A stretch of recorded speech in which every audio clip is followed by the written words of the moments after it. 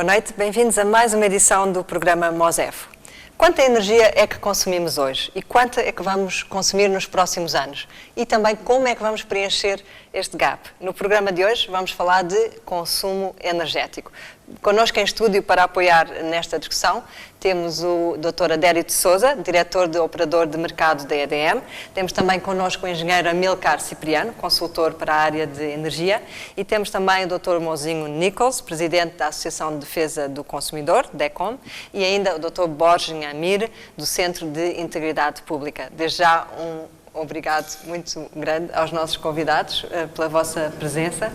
E, engenheiro Amilcar Cipriano, vamos começar por si e pedir que nos ajude a caracterizar o setor energético na perspectiva deste tema das necessidades.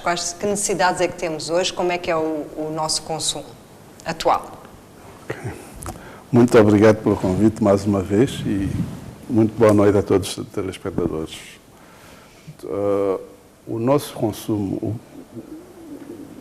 consumo energético neste momento está a crescer acima das nossas capacidades de resposta imediata, apesar de termos um grande potencial em todas as formas de energia.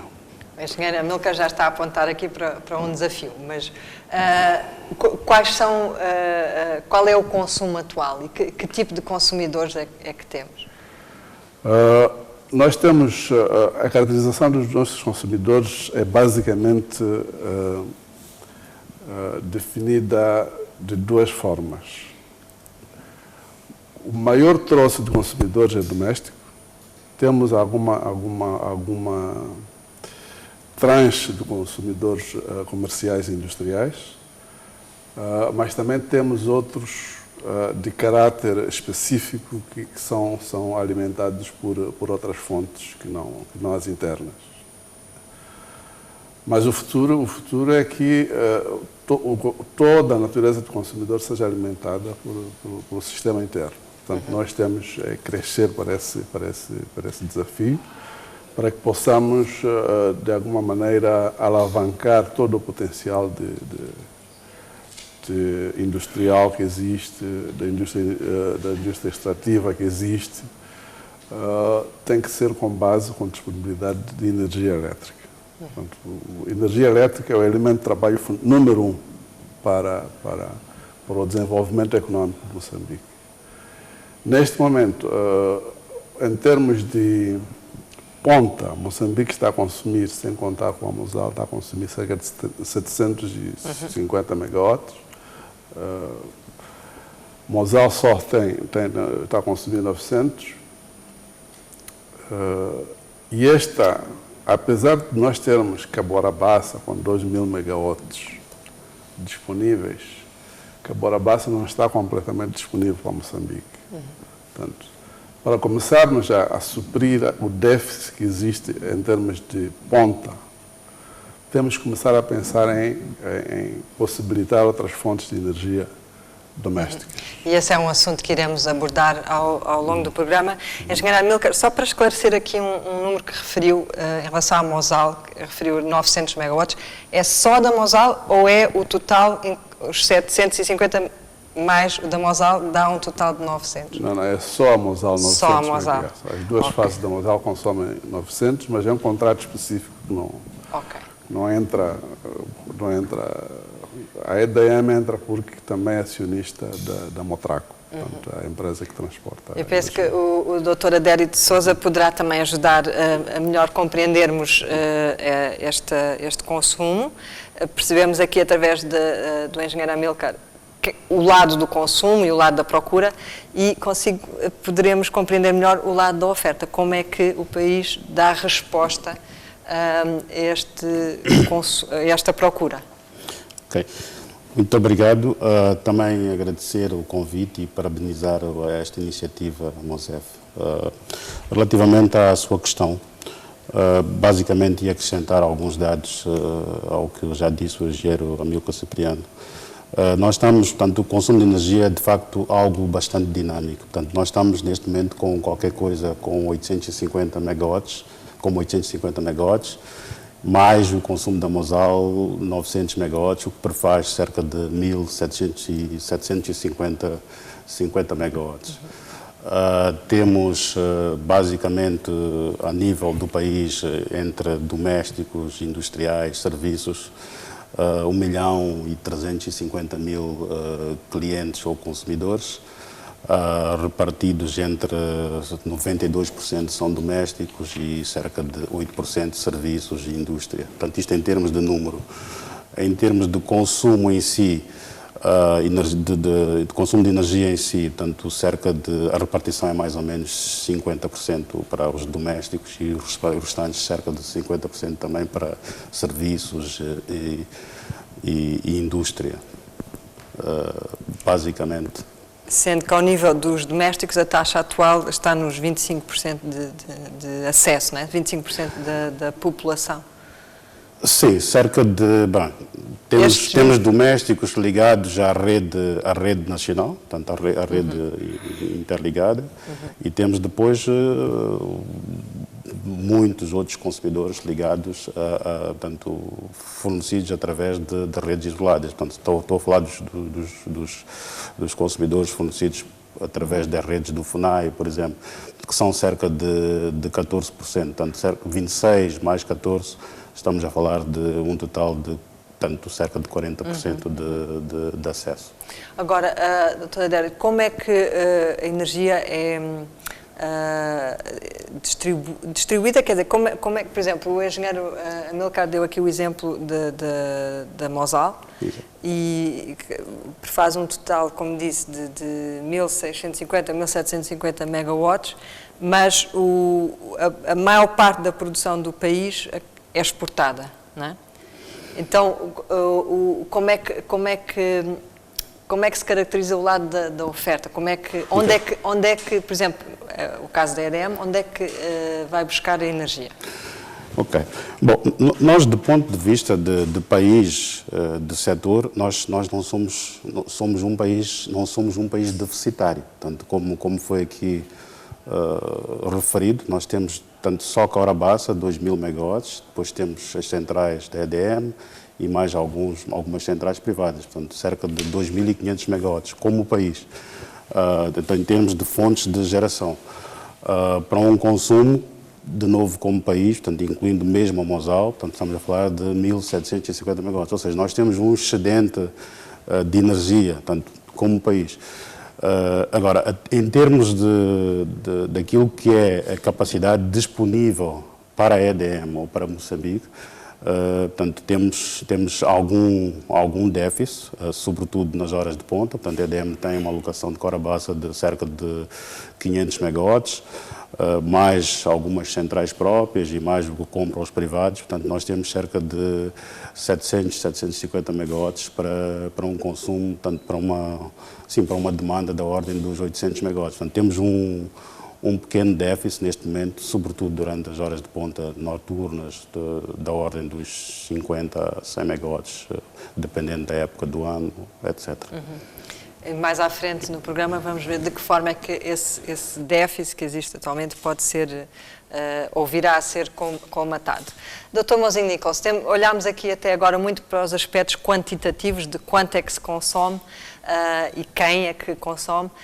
Eu gostaria que nos falasse um pouco ao nível da qualidade, que é um aspecto que também é levantado, que tipo de caracterização é que faria? Bom, primeiro agradecer a iniciativa e a oportunidade, cumprimentar os telespectadores, dizer que de facto esses números que foram aqui avançados são reais, mas como a pergunta me é endereçada no intuito de se olhar a qualidade, logicamente que a resposta, eu acho que todo mundo sabe qual é, a qualidade não é a mais desejada. Há esse esforço de se tentar buscar, de certa forma, maior cobertura, mas, por outro lado, temos o déficit daquilo que nós consideramos como uma satisfação, não é? Já tivemos situações em que as pessoas, pura e simplesmente, sentem-se privadas de de ter acesso à energia, mesmo com os seus contratos em dia.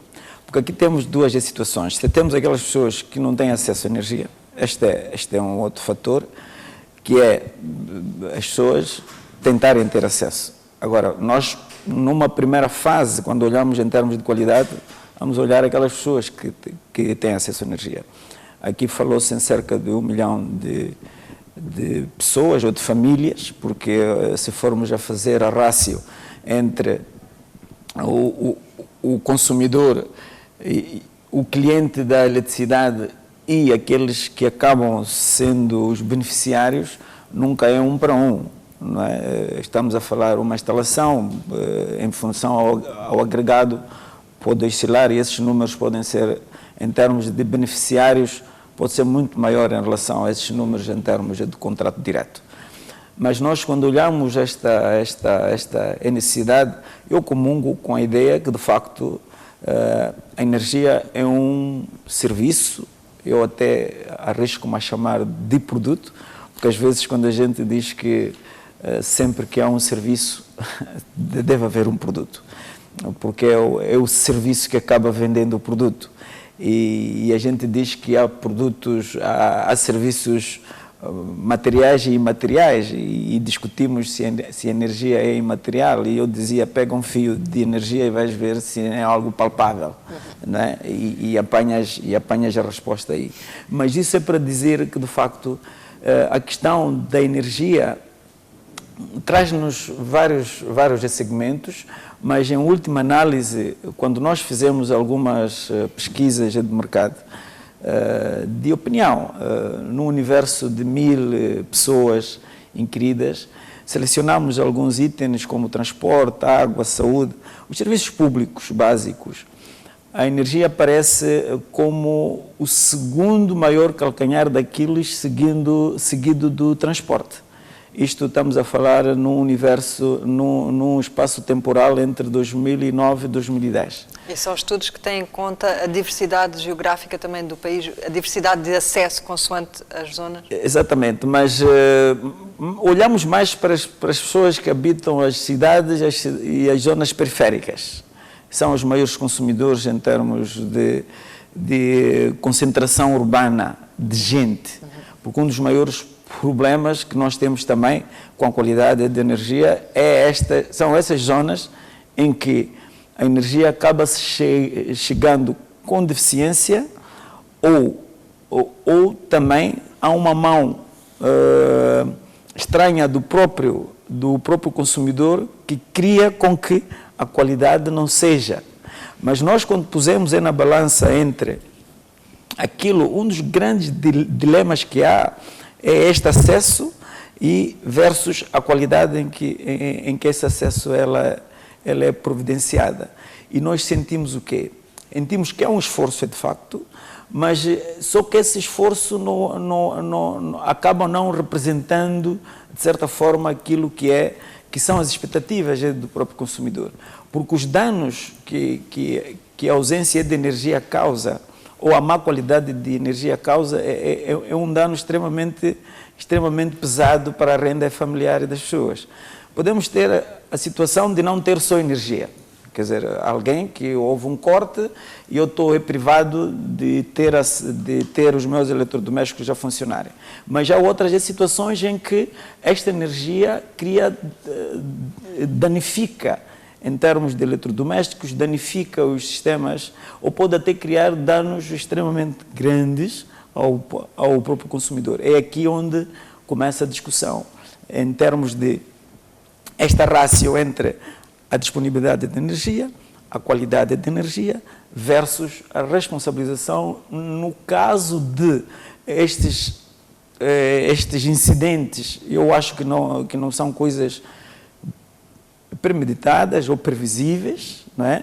Mas entendemos que é um setor que pode, de certa forma, minimizar aquilo que seriam os riscos que depois acaba provocando a terceiros, que são os consumidores. É este retrato, ou esta fotografia que eu faço, assim, numa primeira abordagem, sobre o acesso versus a satisfação do consumidor e da energia. Muito obrigada, Dr. Mozinho Nichols. Dr. Borges Nhamir, foram levantados até aqui dois desafios essenciais, que têm a ver um com a quantidade e outro com a qualidade da prestação do serviço ou do produto, como dizia aqui o Dr. Mozinho. O Centro de Integridade Pública tem insistido recentemente na criação de um órgão regulador. Existe uma entidade com um papel que está definido, que é o SNELEC. De que modo é que o tal órgão regulador que tem apontado poderá contribuir para colmatar estas lacunas que já foram aqui levantadas? Boa noite, e eu quero, tal como os colegas, elogiar essa iniciativa. Antes de falar da necessidade de criação de órgão regulador, de facto, do ponto de vista efetivo, é preciso dizer que o déficit de energia que temos, de energia elétrica, como disse o Dr. Adérito, não é algum déficit, é verdadeiro um grande déficit de energia elétrica que temos neste país.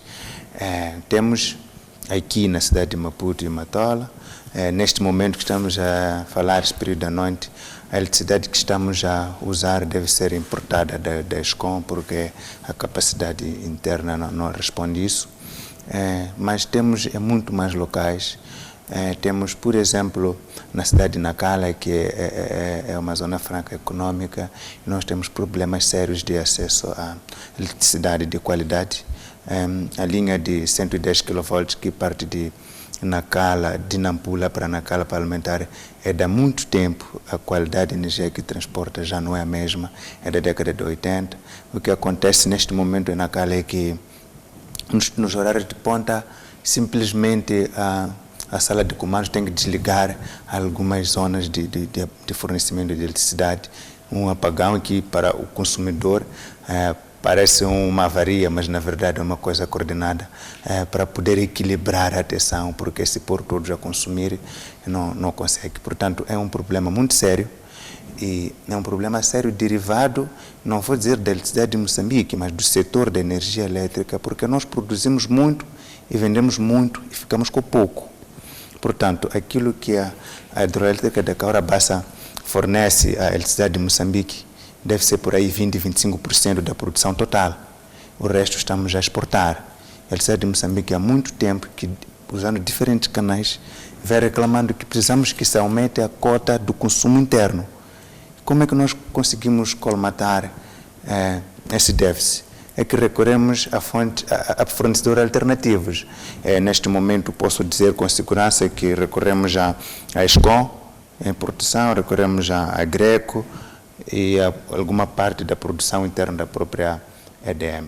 Eu não tenho dados sobre os custos da produção interna da EDM, mas relativamente àquilo que se compra na ESCOM e na Greco é muito mais caro do que a tarifa que a HCB nos vende. Alguns dados atualizados mostram que quilowatt-hora está a 3,6 cêntimos, estamos a falar de dólares, na HCB, mas está a 30 na ESCOM, está a 15 na Greco. Este realmente é o grande problema que está a estrangular a eletricidade de Moçambique, porque está a comprar a eletricidade muito cara, e, entretanto, a eletricidade de Moçambique não pode voltar a vender muito cara de modo a ser sustentável, por diversas razões que podemos falar, creio que vamos falar mais adiante. Ora, o órgão regulador, de facto, porque nós podemos ter SNELEC como órgão regulador, mas é um pouco figurativo. Eu digo isso porque sou cidadão e sou também consumidor da eletricidade de Moçambique. Penso que todos os moçambicanos que têm acesso à eletricidade o são. E não consegue, nunca apareceu a resolver problemas do consumidor. Eu nunca ouvi um consumidor que tenha se dirigido à SNELEC para apresentar problemas que pensa que são de seu direito na relação contratual com a eletricidade de Moçambique e vermos alguma deliberação da SNELEC. Eu penso que esse deveria ser o papel do órgão regulador. Mas também tivemos situações de eletricidade que baixa a qualidade por culpa que certamente não é do cliente. Isso tem efeito nas máquinas, por exemplo, quando falamos das indústrias. E aonde é que essas pessoas vão se queixar? Nós tivemos situações de apagões por exemplo, na cidade da Beira, que simplesmente nós ouvimos a empresa fornecedora, a Eletricidade de Moçambique, quer dizer que, bom, foi uma avaria, não nos responsabilizamos. Mas era preciso ouvir um órgão independente terceiro a explicar o que aconteceu efetivamente. Por mais que, de facto, a Eletricidade de Moçambique não seja responsável, mas é preciso que seja um órgão independente a dizer isso.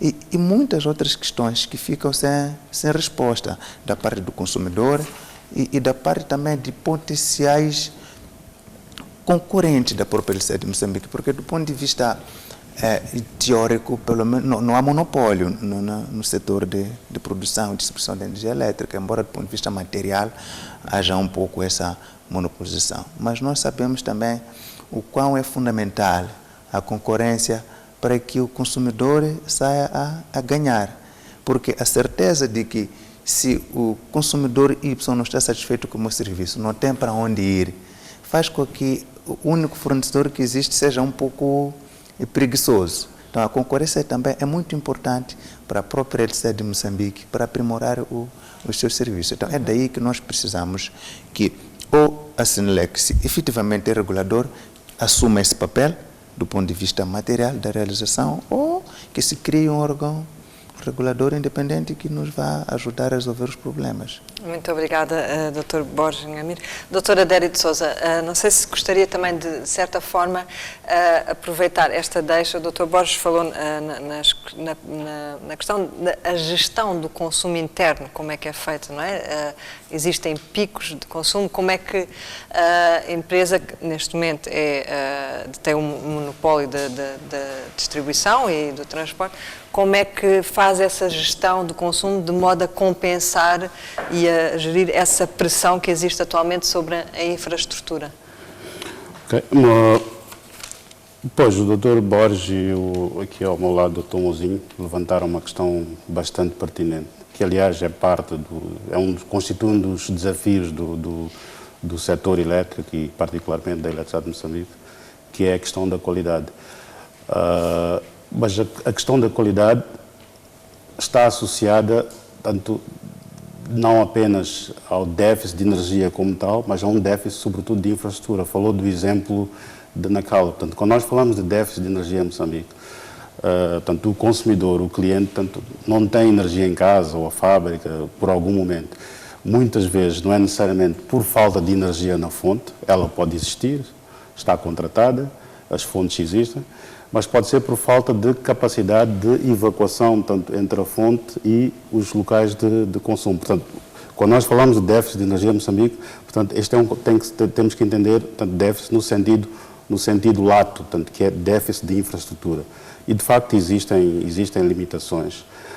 Falou da zona de Nacala, que é uma zona particularmente importante, sobretudo nesta fase do desenvolvimento de Moçambique.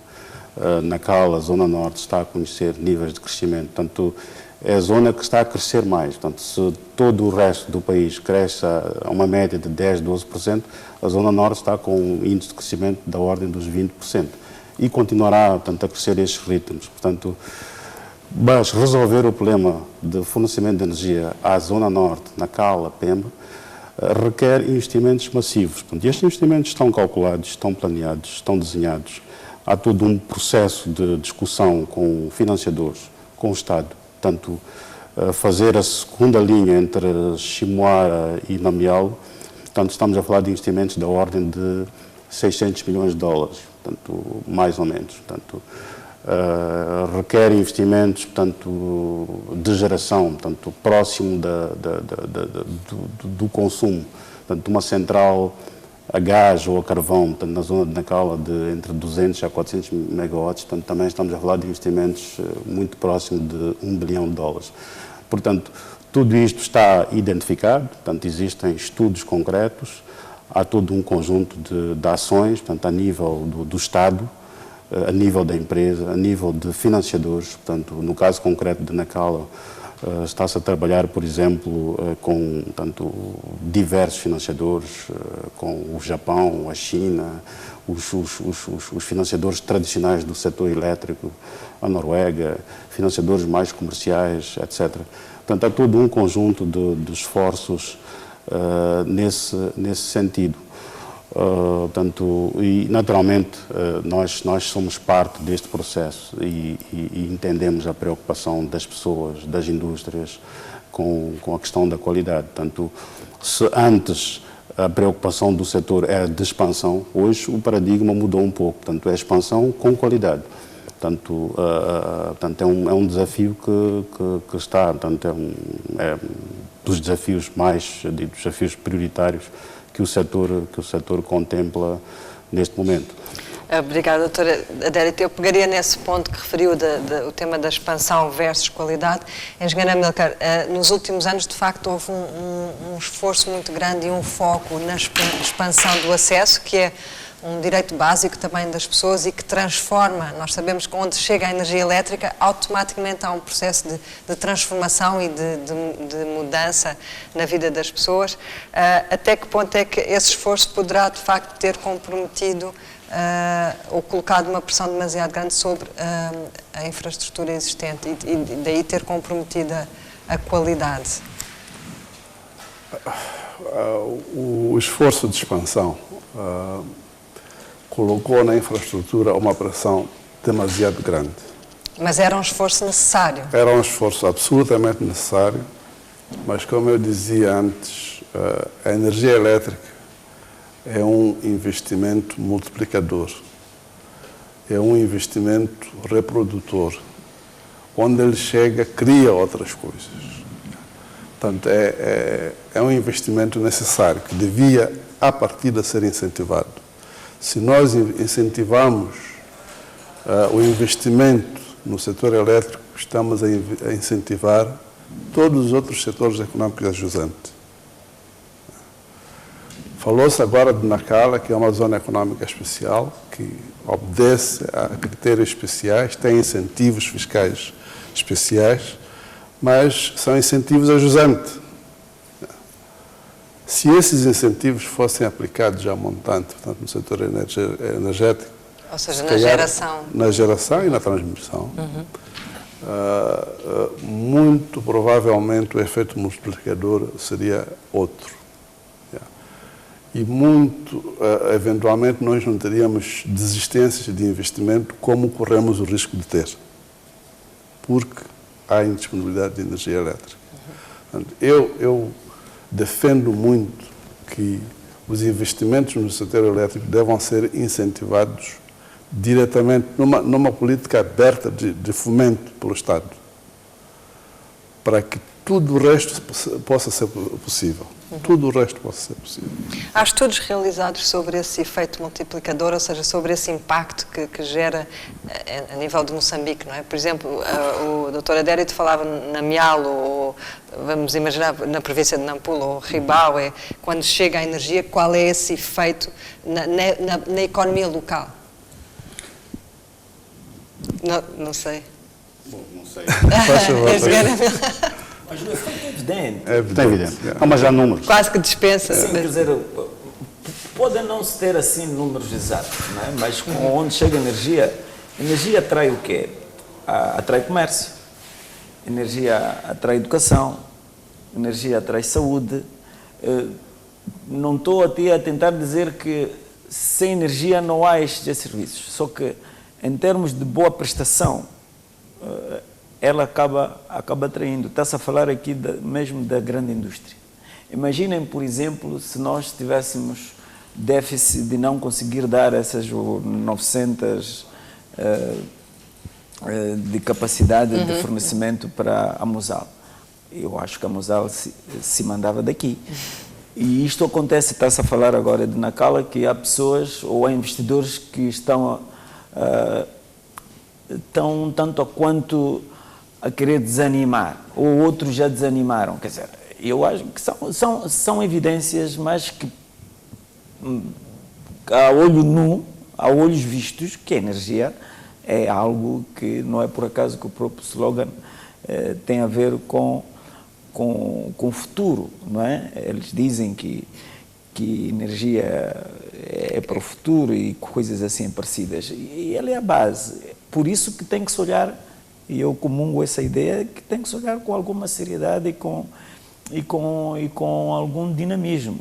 Sem contar, porque aqui vemos também, quando ela é mal providenciada, quais são os danos que causa, porque há danos extremamente grandes que acaba provocando até a falta, tendo de uma forma não sustentável.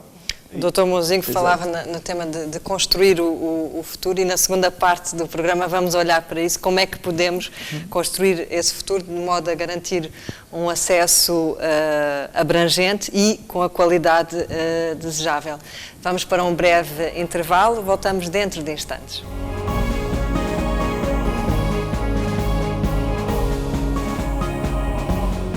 Estamos de volta para a segunda parte deste programa MOSEF, dedicado ao tema do consumo energético. Dr. Mouzinho, ouvimos a perspectiva da empresa, não é? Como é que a empresa se protege. Do ponto de vista do consumidor, o Dr. Borges também há pouco levantou um tema que o consumidor nem sempre sabe onde se dirigir, se vai ter com o Senelec, se vai ter com o EDM. Como é que o consumidor se protege? Bom, no nosso contexto particular. Aí a questão muda de figura. Quando nós falamos da proteção ao consumidor, nós temos que olhar aquilo que são entidades. Não é? Na matriz universal, okay? Vamos partir da base que temos, ou deveríamos ter, entidades públicas e privadas. As entidades públicas são aquelas que, de certa forma, são apadrinhadas pelo Estado, ou é o Estado, não é? Ouvi, numa primeira abordagem, falava-se sobre a Senelec, para o setor específico, da energia, mas a Senelec, ela não é ainda o regulador, está neste processo. A Senelec é um conselho de energia que dá as suas opiniões de tempo em tempos, mas não é, de certa forma, a entidade que decide em última instância aquilo que tem que acontecer no setor energético, para a questão da corrente elétrica em particular. Mas quando nós falamos de onde o consumidor se queixar, aqui a coisa muda de figura, porque não é só o problema com a energia. Temos que olhar todos aqueles setores que acabam, de certa forma, abraçando esta questão da problemática do consumidor. O consumidor, neste particular de energia, também sente-se, de certa forma, com dificuldades de recorrer às instâncias que, digamos, que seria neutra. O convidado do CIP mostrou uma variável extremamente interessante, que é a neutralidade do processo. Porque nós, o que é que temos vindo qual é o modelo atual?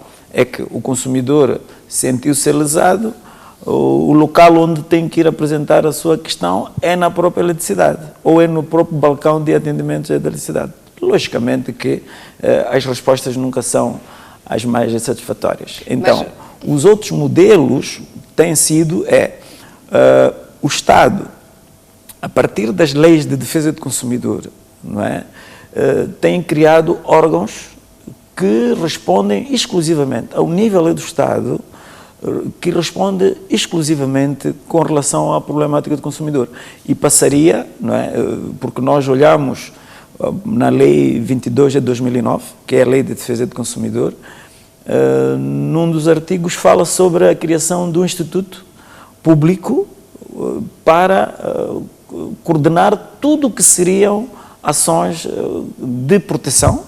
Por um lado, se o consumidor, neste caso, tivesse um conflito com a eletricidade e não conseguisse, entre as partes, um consenso, poderia recorrer a um instituto, o instituto notificava a eletricidade ou dava um parecer neutro, falando sobre a neutralidade, isso podia ter um resultado desejável, mas que na situação atual as pessoas, falando com toda honestidade, ainda têm esse déficit. Já que temos déficit de energia, também temos déficit em termos de resolução de conflitos, e o consumidor acaba não tendo, de certa forma, um sítio ou um local ou uma instituição neutra tirando as associações, tirando as próprias empresas, a Senelec de uma forma muito tímida, mas que no fundo, ao fim do dia, é que o consumidor acaba estando na mata sem cachorro. Mas, Dr. Mozinho, aí também as organizações da sociedade civil têm um papel a desempenhar, não é? Por exemplo, no caso da DECOM, neste momento está capacitada para desempenhar esse papel de intermediar entre o consumidor e a empresa, o Estado? Naquilo que nos é pedido para intermediar, nós fazemos dentro dos nossos limites. Mas também a lei é muito clara com relação ao nosso papel. Atribui-nos um papel e que este papel ele tem que ser, de certa forma, alimentado através do próprio Estado. O Estado não pode só criar as instituições ou criar mecanismos para que os consumidores se associem e eles defendam os seus direitos dentro da matriz associativa, mas que a lei vai mais longe. Diz que o Estado, os municípios têm que dar apoio às associações de consumidores. O dar apoio, aqui não podemos fazer uma interpretação de criar a norma. É de criar mecanismos, ok? Nós podemos dar exemplos. Fala-se aqui de campanhas de sensibilização, por exemplo. Eu acho que não seria aqui fazer lobby para angariar algumas parcerias com a própria eletricidade, era de passarem-nos esta bola, sermos nós a fazermos campanha de sensibilização ao consumidor. Dito de outro modo, estas campanhas não são elas feitas de borla.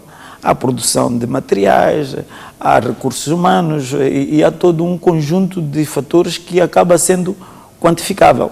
E isto pode, as próprias empresas, olhando para a questão da eletricidade, poderia se ver na sua responsabilidade social. Mas podemos virar a questão para uma outra vertente, que é o papel do Estado.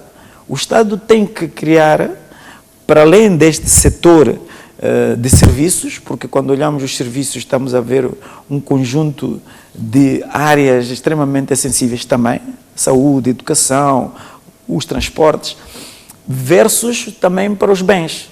Porque nós temos também um atropelo extremamente grande, não é? Que acaba tendo o mercado moçambicano, em termos de perfil, um mercado em que os serviços não estão de boa saúde, os bens idem. Então, nós entendemos que, de facto, uma instituição que aparecesse como coordenadora, como um instituto de proteção ao consumidor, que existe em vários quadrantes, não custa nós revisitarmos e fazermos estudo comparado, encontramos vários modelos funcionais, onde as pessoas vão lá ao modelo de um órgão independente, que sempre que há este litígio, tipo aqueles grandes apagões que nós já tivemos, onde apareceram até pessoas oportunistas que com o déficit de energia acabaram vendendo geradores também que não funcionavam. Quer dizer, é aquilo que eu digo, os serviços são deficitários, os produtos também o são. E aqui poderia aparecer uma autoridade ou uma entidade que dissesse basta e stopa isto. Ou que o Estado nos dê essa prerrogativa, nos atribui competências e nós podemos, dentro daquilo que é a adaptação com os outros modelos, porque há modelos em que o Estado atribui algumas competências à sociedade civil e fazem a sua contribuição no intuito de melhorar o serviço, e todos nós, aí usaria o slogan da própria eletricidade, né? Construíamos o futuro. Obrigada, Dr. Mozinho. Fica aqui uma sugestão muito concreta.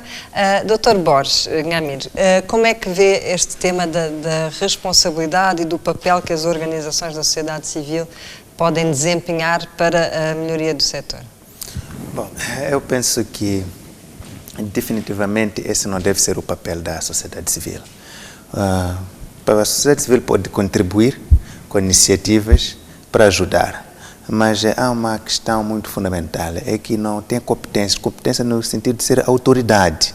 A DECOM, na sua Constituição atual, não tem nenhum poder de se dirigir à Eletricidade de Moçambique e dizer, ok, tem de indemnizar as pessoas que perderam os seus bens por causa de um corte causado pela eletricidade. Simplesmente não tem esse poder. Serão relações baseadas na liberdade e na igualdade.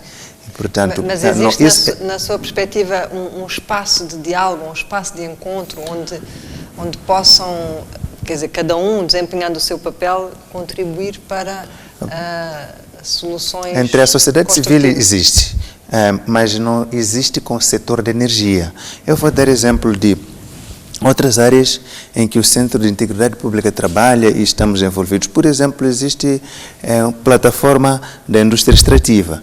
E quando há, por exemplo, agora a elaboração do regulamento da lei das minas, a sociedade civil contribui.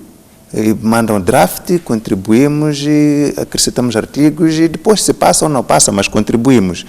Existe plataforma de observatório ao orçamento que contribuímos para comentar o orçamento do Estado durante a elaboração, depois a execução e tudo mais.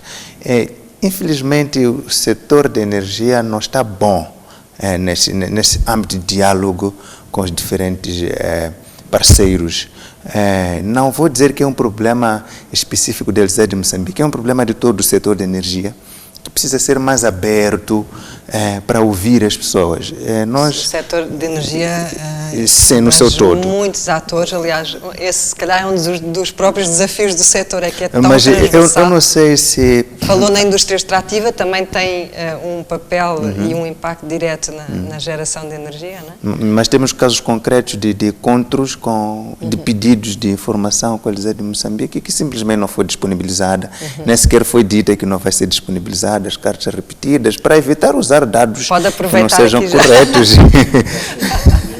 Se tiver algum pedido particular, aproveita. Sim, mas também outra questão que o Dr. Aderto havia levantado no início, é a questão da falta de centralização de dados.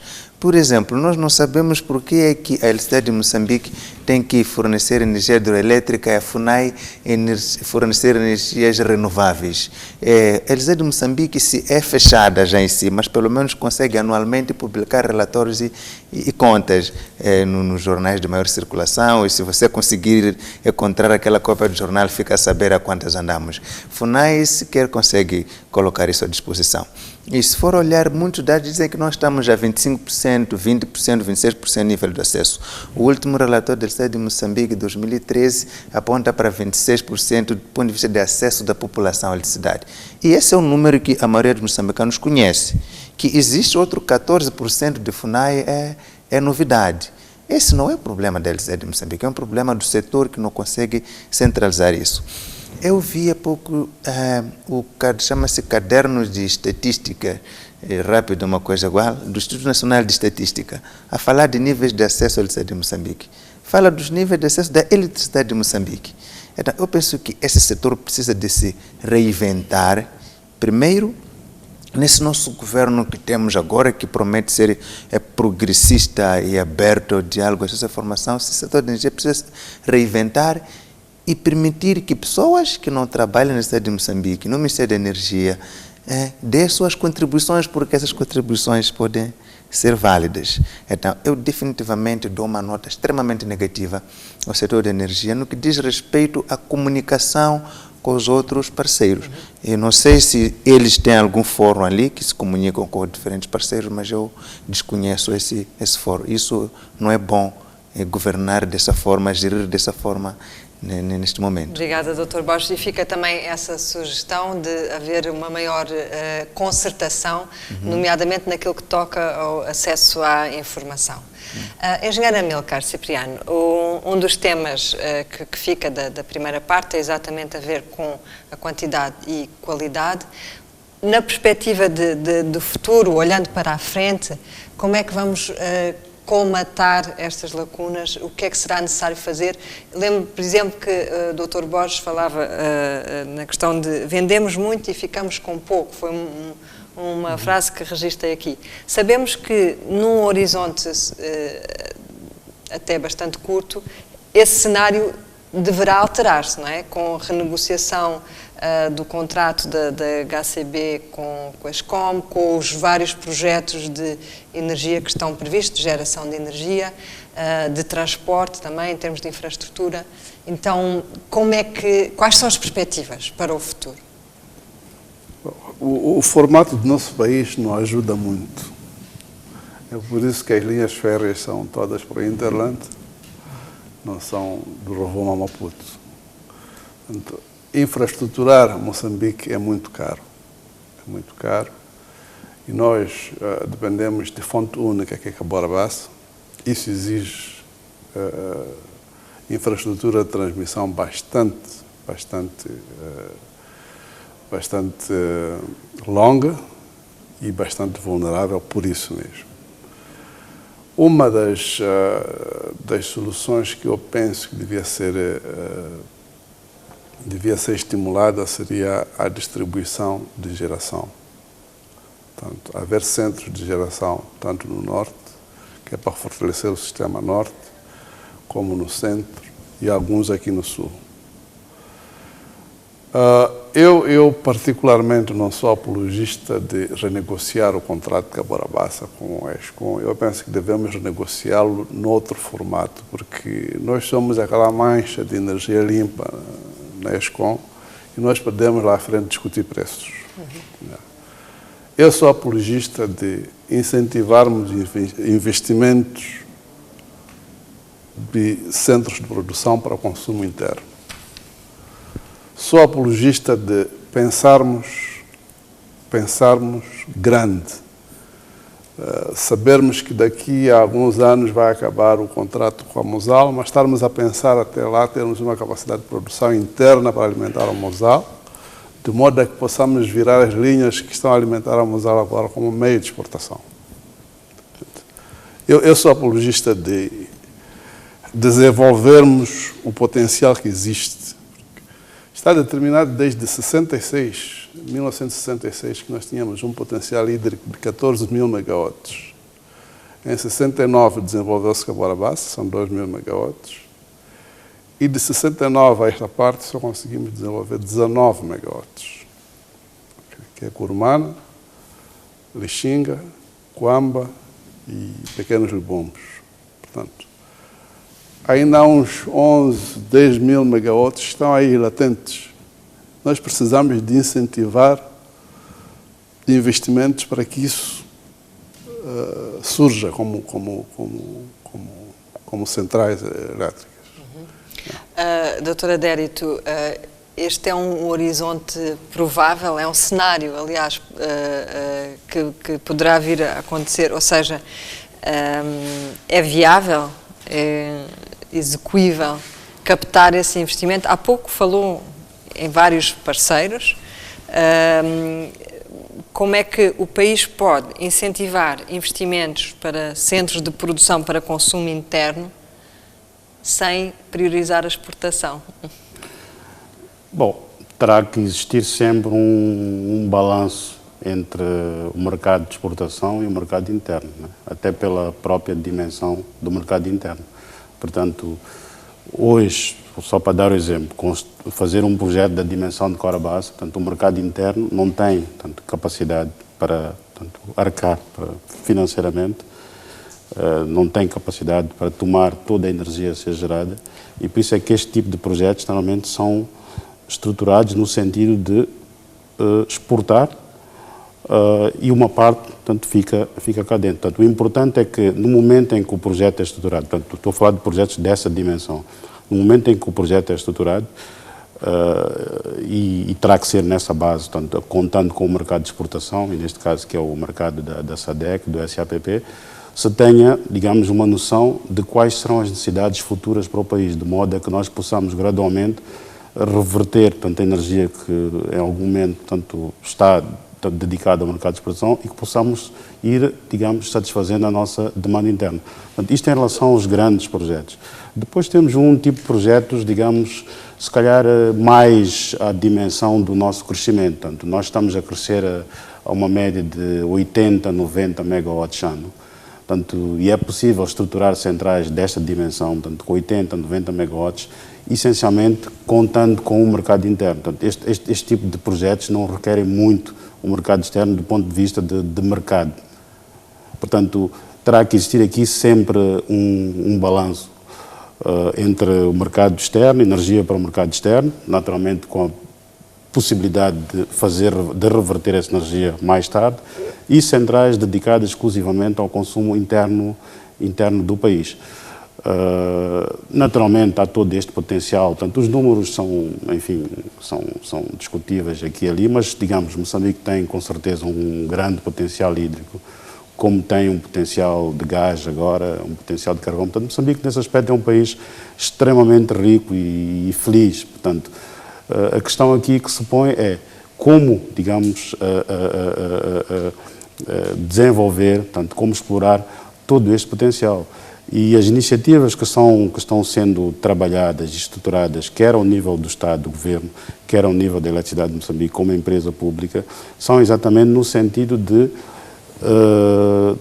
dotar o país de centrais nos locais, tanto centrais próximas, localizadas próximas das fontes de consumo, portanto isso tem impactos a nível de perdas, tem impactos a nível de qualidade. Falamos de qualidade de uma central como Corabaça, que está a 1000 km de Nacala, ou 1200 km, com toda a eficiência que Corabaça tem, portanto, mas naturalmente face a esta questão da infraestrutura que tem que suportar ou que tem que transportar energia, é natural que a energia, quando chega às fontes de consumo, possa não ter a qualidade que nós esperamos. Portanto, centrais próximas das fontes de consumo e, sobretudo, também ter alguma capacidade de diversificar, porque não basta fazer só centrais hídricas. Portanto, nós temos que ter uma matriz energética que permite que nós não dependamos de uma só fonte, que pode estar exposta a todo tipo de, enfim, eventos, eventos naturais, por exemplo, né? Portanto, temos que diversificar a nossa matriz de produção, portanto, usar o gás, o carvão, a energia hídrica, até mesmo renovável. Portanto, nós temos um grande potencial. Vamos atingir a autossuficiência energética? Bom, autossuficiência, energia é daquelas necessidades, digamos, que em quase todo o lado, portanto, o consumo de energia é sempre crescente. Portanto, e nós, portanto, a média de crescimento, por exemplo, ao nível da África Austral é 3%. Moçambique está com uma média de 12%. Eu estou a falar do crescimento normal, né? Mas isto é bom, portanto, é bom porque significa que o país está a crescer, significa que o país precisa de mais energia. Agora, nós temos que ter a capacidade de planeamento para que possamos estar à frente da economia e não ao contrário. Portanto, nós temos que ter capacidade de ter a infraestrutura lá quando ela é necessária, ter energia lá quando ela é necessária e não tanto ter o papel contrário, que é, digamos, correr um pouco atrás do prejuízo. Portanto, a nossa capacidade de planeamento é importante, a capacidade de mobilização de financiamento, todo o sistema regulatório, portanto, é todo um conjunto de aspectos e medidas que têm que ser, digamos, desencadeadas e postas em práticas no sentido de assegurar que, digamos, nós possamos ter. Portanto, eu diria que se nós conseguíssemos implementar todos os projetos que estão identificados, que estão estudados, nós podemos muito bem ser autossuficientes nos próximos, enfim, 7, 8 anos, a partir de 2020, podemos ter toda a energia que precisamos sem precisar de importar. Portanto, mas o desafio está em implementar todos esses projetos. Portanto, e são projetos de produção, projetos de transporte, projetos de distribuição. Portanto, o nosso plano diretor, por exemplo, da Eletricidade de Moçambique, que é um plano 2015-2026, prevê um nível de investimentos da ordem de 5, 6 bilhões de dólares, só em transporte e distribuição. Portanto, não estou a falar ainda na geração. Portanto, se considerarmos só os projetos de geração isolados, os projetos que o engenheiro Cipriano falou, Panuncu, Corabaça Norte, Boroma, Lupata, etc., são outros 5, 6 bilhões. Portanto, isto para um país com as dificuldades que o nosso tem, quase portanto, o nosso é PIB. um grande desafio, é quase o nosso PIB. Obrigada, doutor Adérito. Doutor Borges Nhamir, o doutor Adérito falou aqui em duas questões, perspectivando o futuro, que é reforçar a capacidade de planeamento e a capacidade de financiamento. Nesse quadro, acha que se deve também incluir a revisão da política tarifária? Bom, essa é uma questão muito... Seria outro programa inteiramente à parte, certamente, mas, enfim, é importante mas eu nesta questão do consumo. Eu penso que deve caber mesmo neste programa. Primeiro, eu só gostava de levar um pouco mais a reflexão à questão trazida pelo engenheiro Amílcar, relativamente à alternativa que propõe de não renegociar o contrato com a HCB e diversificar as produções e incentivar o investimento. Eu penso que essa solução é muito onerosa para o país. Nós estamos a dizer que produzimos, que fique claro, aquilo que Moçambique produz em termos de eletricidade é suficiente para alimentar todo o país. Moçambique é simplesmente o segundo maior produtor de eletricidade na região da África Austral, superado só pela África do Sul, que tem produções muito elevadas. Se não estou em falha, é o 10º maior produtor do mundo. Nós temos a vantagem de ter uma eletricidade limpa. Mas há outros produtores, não é? Como a Zâmbia, o Congo, sim, também vai comprar. Mas efetivamente os dados da Southern Africa Power, que é a associação dos 12 países produtores da eletricidade na África Austral continental, sem incluir as duas ilhas, portanto Maurícias e Seychelles, mostra que efetivamente Moçambique é o segundo maior produtor da região. Mas do ponto de vista de acesso, estamos abaixo da média regional. Então nós temos que pensar se é um problema de interesse nacional ou não, que o cidadão moçambicano tenha acesso à eletricidade. Se concordamos que sim, é uma questão de interesse nacional, então temos de ver por que a nossa HCB produz aquilo que deixa cá para nós, é abaixo de 20%. Então eu penso que é importante negociar nessa perspectiva de equilibrar, não dizer que vamos consumir tudo que produzimos da HCB, mas tentar subir um pouco daquilo que é aproximadamente 20% que a HCB dá à EDM, dar um pouco mais. Por que tem que ser assim? Tem que ser assim porque aquela eletricidade, vai concordar comigo o doutor Adérito, que o Centro Termoelétrico de Ressano Garcia, recentemente inaugurado ano passado, produz, é extremamente cara quando comparada com a da HCB.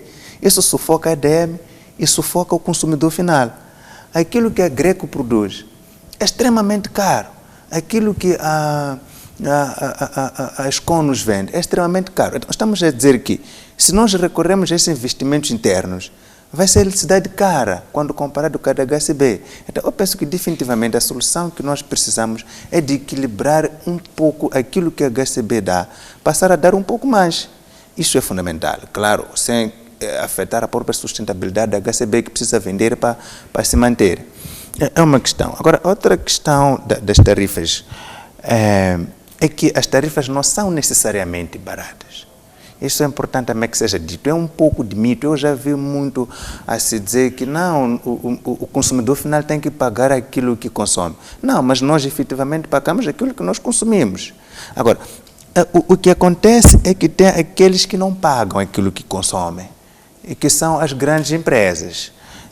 Eles têm uma política, de Moçambique, se formos a ver as tarifas, são muito, digamos, são muito boazinhas, permitam-me essa expressão, mas são tarifas muito boazinhas para as empresas. Eu tenho aqui, se me permite, esses são dados da própria Eletricidade de Moçambique que disponibiliza na sua página web. Eu só fiz uma sistematização. Um consumidor doméstico normal, aquele que usa Credileg, que neste momento varia aproximadamente 80-90% dos consumidores ao nível da cidade de Maputo, paga o equivalente 3,18 meticais por tarifa de quilowatt-hora. Mas aqueles que chamam de consumidor de média tensão paga 1,37. Portanto, o consumidor doméstico paga 2 vezes mais do que o consumidor de média tensão, ou grande consumidor de baixa tensão, que paga 1,66. Eu compreendo esse princípio. O princípio é que aquele que consome mais paga menos. Tudo bem. O problema é que esse que consome mais e paga menos não paga. Não paga as faturas, a eletricidade não corta. Estamos a dizer que neste momento, pelo menos para o caso de Nacala, onde nós fizemos estudo de caso, a eletricidade de Moçambique tem empresas grandes que estão a dever, simplesmente não estão a pagar a fatura. Tem faturas de cerca de 15 milhões de FIPAG, tem mais de 11 faturas do Hospital Rural de Nacala e muito mais. Então, quando não se paga a eletricidade de Moçambique, a eletricidade de Moçambique não pode impor o corte de fornecimento. A eletricidade de Moçambique fica sufocada. E se a coisa terminasse ali, era menos mal. No fim, isso vai pesar para o consumidor final. que depois é aquele que quando não consegue pagar, 30 minutos depois já não tem, né? E depois, se é para cortar, corta, depois tem que pagar riscos elevados. Dr. Borges, só retomando a pergunta, isso quer dizer que acha que a política tarifária deve ser revista? Deve ser revista não para todo consumidor. Na perspectiva da consumidor. viabilização dos Deve ser revista não para todo consumidor. A política tarifária de sétimo semestre deve ser revista para grandes consumidores, para aqueles que contribuam. Na perspectiva do consumidor doméstico, acha penso que a que tarifa seria está muito bem? sufocante. O que tem que ser revisto é para o médio e grande consumidor. consumidor, porque para o consumidor doméstico é sufocante rever a tarifa neste momento, porque já é 2 vezes mais elevada do que do grande consumidor, em primeiro lugar. Em segundo lugar, a energia não tem qualidade. Como é que você me vai convencer que eu tenho que pagar mais por um serviço sem qualidade, que eu não sei quando que é de ter, quando é que me vem destruir eletrodoméstico? Então, eu penso que, sinceramente, essa tarifa deve ser revista de facto, é urgente. Eu sei que já projeto desde junho do ano passado e que uma proposta de revisão tarifária anda submetida para o Ministério da Energia, mas eu penso que a revisão, de facto, deve ser feita para o grande consumidor, porque o pequeno consumidor, eu não vejo condições sociais criadas para rever a tarifa se não melhoramos a qualidade do serviço e se não reverem primeiro do grande consumidor que está a pagar muito pouco. Obrigada, Dr. Borges. Dr. Mouzinho, concorda com esta perspectiva de, havendo uma revisão da política, caso haja, que não se mexa na política na perspectiva do consumidor doméstico, ou seja, naquilo que o consumidor paga, mas que haja revisão, sim, na grande indústria e nos grandes consumidores? Bom, eu fiquei com receio de tentar perceber o que é uma revisão. Uma revisão não é só para cima. Exatamente. Não é? Exatamente. Porque se nós olharmos que se o consumidor doméstico, viu-se aqui em termos de número, que é o maior consumidor, fala-se em 80% daquilo que é o grosso dos que consomem energia. Doutor Mouzinho, deixe-me abrir aqui um parênteses. Doutora Adélia, só para aproveitar, os números estão corretos? Os 80%? Não, hoje... Bom... Eu vou voltar assim, doutor Mouzinho. O doutor Mouzinho ou do doutor Borges? Bom, já agora... Bem, os números não estão exatamente corretos, mas pronto, penso que as dimensões, isso é o mais importante, se calhar, né? É verdade que, no geral, a tarifa doméstica é mais alta que a tarifa de média e alta tensão, mas há uma explicação para isso, né? A tarifa regulada, digamos, né? Porque há clientes industriais que estão sujeitos a tarifas não reguladas e bastante mais altas. Mas, digamos, de uma forma geral, e a lógica disto é simples, é que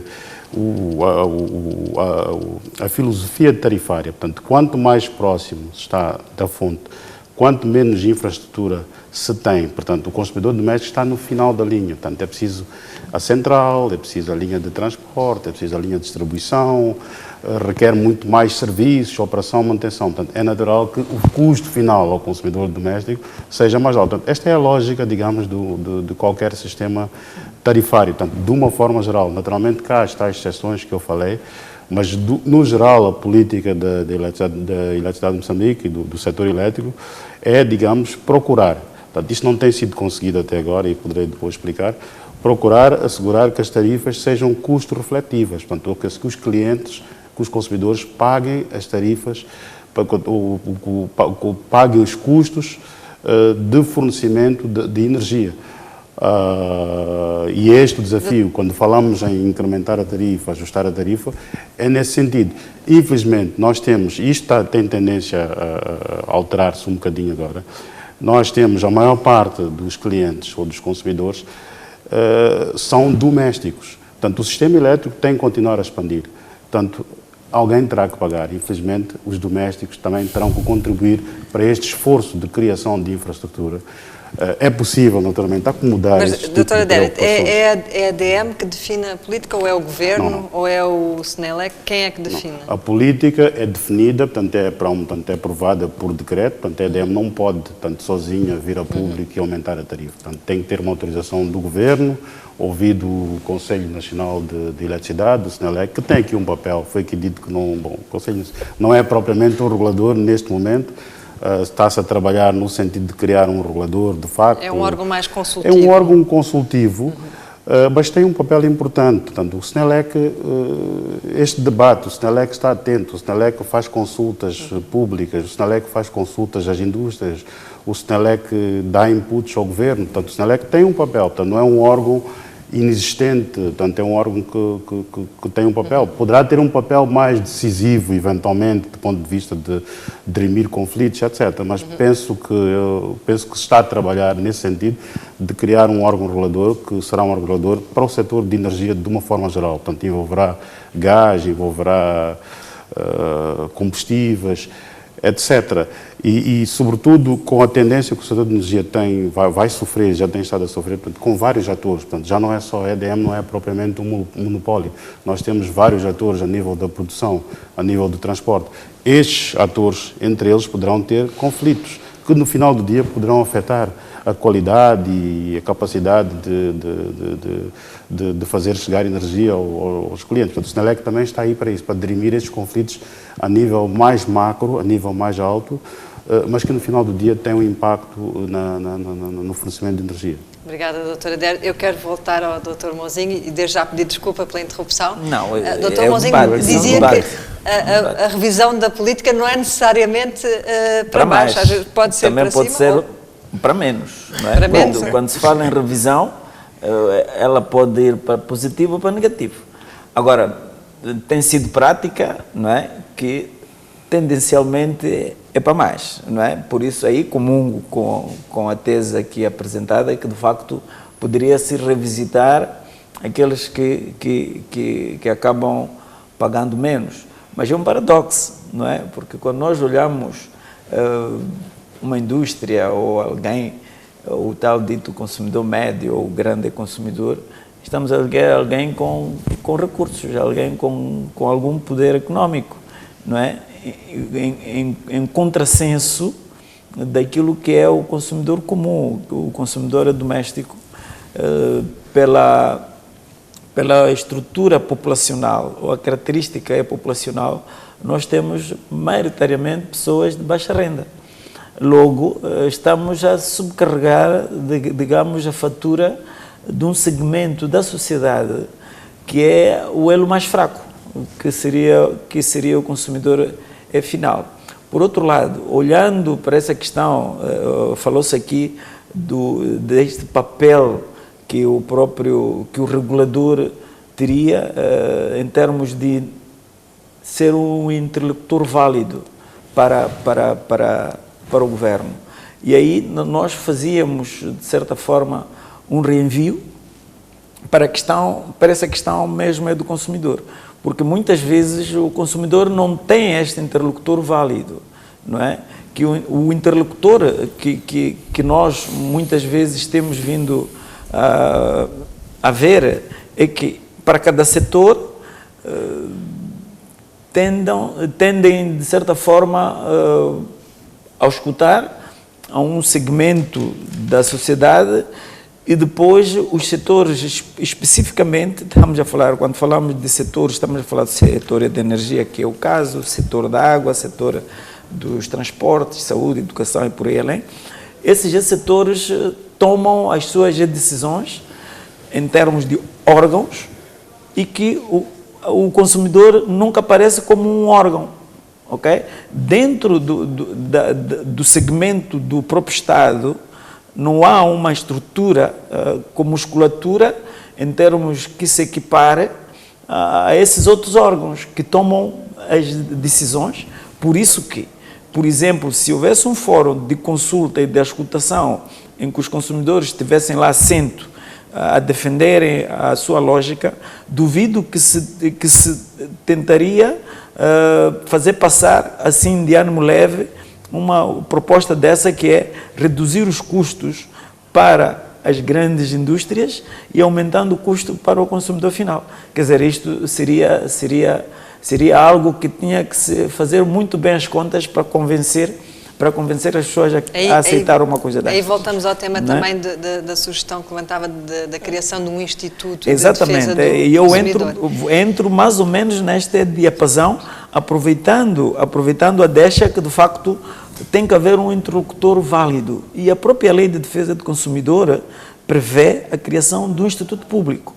E aqui eu julgo que o consumidor apareceria quase com o mesmo estatuto com essas instituições que decidem, muitas vezes, ao fim do dia, o destino a dar aquilo que é a renda do consumidor. Seria mais ou menos esta visão, mas que se fosse a revisitar as tarifas, eu era de opinião que se baixasse e depois também que se renegociasse o contrato com a eletricidade, a Cabora Bassa versus a Escom, no intuito de nos meter energia, ou nós como produtores, já que dizem que a Cabora Bassa é nossa, não é? Se a Cabora Bassa é nossa, eu acho que teríamos que ter o maior benefício, que era maior quantidade de energia para nós, depois o resto, o remanescente, que distribuíssemos para quem quisesse. Obrigada, Dr. Mãozinho. Eu sei que este tema é apaixonante e haveria muito mais a acrescentar. Infelizmente, já estamos mesmo nos momentos finais do nosso programa, mas para que não tenha eu a última palavra, eu vou fazer uma última ronda e pedir que sejam muito concisos e pedir o quê? Que, olhando para a conferência que o Fórum MOSEF vai organizar em maio, aliás, já este mês, sobre o setor de recursos energéticos, que apontem um tema-chave de uma forma muito concisa, que deve ser levado à discussão. Engenheiro Amílcar Cipriano. Obrigado. Primeiro, eu queria comentar esta coisa de tarifa. Não quero deixar passar. Engenheiro Amílcar, vamos cortar o tempo, mas eu vou deixar. É que quando se diz que se deve aumentar a tarifa no consumidor industrial, está-se a dizer que o consumidor industrial, para ser viável, tem que aumentar o preço do saco de cimento, preço da bolacha, que vai recair no bolso do consumidor. Portanto, tem que haver formas mais imaginativas de mexer na tarifa, digamos assim. Ora, um tema-chave para a conferência, eu queria perceber por que não se usa o carvão térmico para a eletrificação das linhas férreas, a fim de não se transportar carvão a diesel. Queria perceber isso. Isso tem a ver, naturalmente, com a matriz energética sim, também. Sim, sim. A diversificação da matriz energética. Exatamente. As pessoas falam que o carvão térmico já está a ser incómodo na fonte. Então, por que não se investe em centrais térmicas? Tendo como projeto âncora o transporte ferroviário com tração elétrica, de modo a que essa própria distribuição ajudasse a EDEMA a distribuir mais energia para outros pontos. Obrigada, engenheiro Amílcar Cipriano. Está registada essa sugestão. Dr. Borges Nhamir. Bom, eu penso que naturalmente já é tema a questão da renegociação ou não do contrato HCB-ESCOM, com a finalidade de termos mais energia barata, de qualidade, disponível para Moçambique. Agora, eu penso que já é tema natural. Agora, o que eu queria propor é a questão de coordenação entre a LZ de Moçambique e os municípios. Essa coordenação não existe neste momento. O município está a iniciar um novo bairro. A LZ de Moçambique simplesmente não sabe que vai iniciar um novo bairro. Uma entidade privada está a construir um novo edifício como a sede do Banco de Moçambique. A sede de Moçambique não é consultada para saber se tem capacidade para fornecer energia elétrica ou não. E quando já está terminado o projeto, a sede de Moçambique tem que fornecer eletricidade. Isso é sufocante. Então, eu penso que esse é um tema fundamental. Obrigada, Dr. Borges Nhamir. Também a ver com o tema da concertação e do diálogo institucional. Sim, claramente. Muito obrigada. Dr. Mãozinho Nichols. Bom, eu sempre olho na vertente do próprio consumidor. Como o consumidor jogaria um melhor papel neste processo de uso e aproveitamento das nossas energias ou dos recursos energéticos. Qual é o papel que o consumidor deve jogar neste processo? Na própria perspectiva do exercício da cidadania? Também no exercício da cidadania em termos de participação, de dar a sua opinião antes das decisões a serem tomadas e depois dentro do percurso da implementação e do próprio projeto, qual é o papel que este consumidor tem de dizer se aquelas políticas foram discutidas estão alinhadas com aquilo que é a expectativa do próprio consumidor. E aqui o papel do regulador é extremamente fundamental, mas um regulador que verse na perspectiva do consumidor, porque muitas vezes o que é que nós vemos? Um regulador numa perspectiva mais de vender um serviço a um consumidor, não um regulador que olha o consumidor como parceiro, como parte integrante deste processo de tomada de decisões, no intuito de satisfazer esse tal Usando o inglês como um stakeholder também. Exatamente. Obrigada, Dr. Mozinho Nichols. Doutora Dério de Sousa. Pois eu queria muito rapidamente só comentar duas questões. Uma é a questão da questão da tarifa para mais baixa ou menos alta para os consumidores domésticos. Nós quando estruturamos a tarifa como empresa e julgo como governo também, tem-se todo esse cuidado de evitar que o impacto seja, tendo em conta o tipo de consumidores que temos, a nossa população, o nível de rendimentos, existe esse cuidado. Portanto, a ideia não é passar todo o custo para os domésticos, é tentar, de alguma forma, assegurar que todas as camadas, todos os setores, de alguma forma, contribuam para este esforço de expansão. Relativamente queria também fazer aqui um comentário. É importante, falou-se muito aqui do papel das organizações da sociedade civil. A Eletricidade de Moçambique acolhe, portanto, todos os contributos, sobretudo aqueles que forem de forma proativa. Portanto, a Eletricidade de Moçambique está aberta, portanto, nós não vemos estes contributos como algo que venha contra, pelo contrário, portanto, isto ajuda-nos a pensar, a refletir, a estruturar os nossos planos e nós estamos constantemente atentos ao que a sociedade fala, ao que a sociedade diz e procuramos ajustar os nossos planos tendo em conta isso. E, portanto, o papel da sociedade civil é, de facto, importante no desenvolvimento do setor elétrico. Relativamente ao tema da conferência, a nossa preocupação é, de facto, assegurar a expansão, assegurar que haja mais centrais, mais linhas de energia, que a energia chegue ao consumidor o mais barata possível. E, portanto, penso que o desafio é que tipo de incentivos. Nós temos gás, por exemplo, a que preço é que o gás deve ser fornecido à EDM e a outros produtores, no sentido de assegurar que, no final do dia, a tarifa ou o preço de energia seja o mais baixo possível. Portanto, que tipo de incentivos devem ser criados no sentido de assegurar que este desiderato seja de facto alcançado. Muito obrigada, doutora Dério de Sousa, e obrigada aos nossos 4 convidados por nos terem honrado com a vossa presença. Obrigada também a si, que nos acompanhou através da STV e da STV Notícias. Voltamos em breve. Muito obrigada.